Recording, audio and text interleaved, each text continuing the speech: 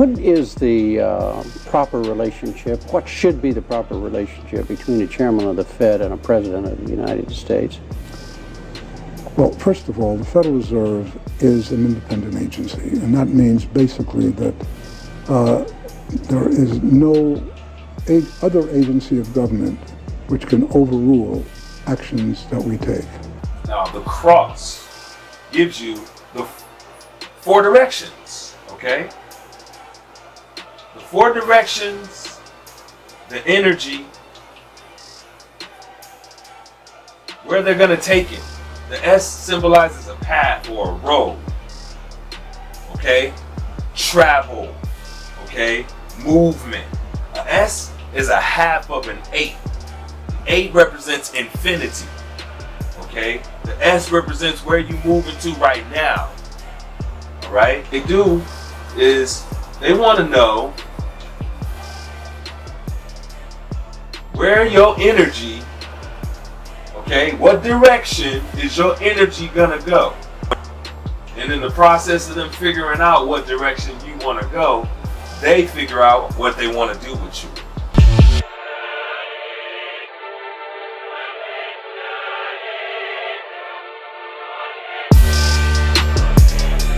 This is why a fact can be easily checked, and the truth is way more difficult to find. Throughout today's society of America, people are governed on what to do, regulated on how to live, indoctrinated on how to think, and even commanded on what to learn. Masonic code words. Overstand is better than to understand, because in order to clearly see something, it is more advantageous that you stand over it and look. And we know that notoriously black kids are said to have a hard time with spelling and math, and it's partially because some of this stuff makes no sense, and it's hard for their little minds to wrap around things that make no sense. It's Xanax. Look at the word Xanax. It's interesting, they call them Z-bars, and the word does not have a Z in it. It's spelled with X's, and it's spelled the same way forward and backward.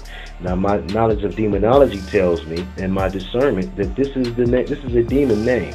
We look at the word God and dog. Well, when you're a little kid, you first start to notice these. I noticed these when I was a kid: God and dog, devil and lived, evil and lived.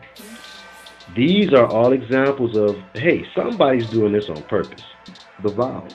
And just to show you that it's the consonants that are superior. Vowels are pretty much interchangeable. We can put an I in the middle and it'll be blind. You got A, E, I. Let's go with O. You can put an O in the middle and it'll be blonde. And you can put a U in the middle and it'll be blonde, which is the Latin original of blonde and the original of blunt. Because D and T D and T are interchangeable letters, and we will find more interchangeable letters as we continue through this.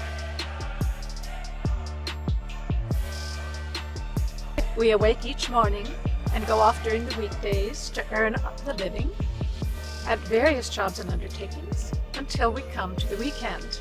And this seems perfectly acceptable to most people.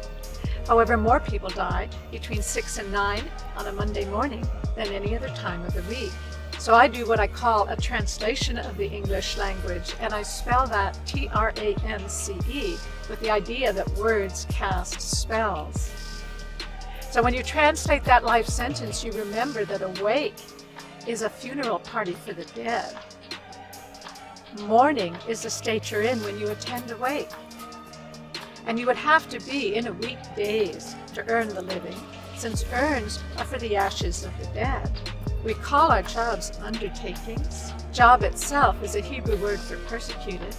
And what we get at the end of this perverse bargain with life is the weak end of the deal, as we become progressively weakened ourselves. And so our most prevalent greeting to each other is hello, the reverse of which is, oh hell.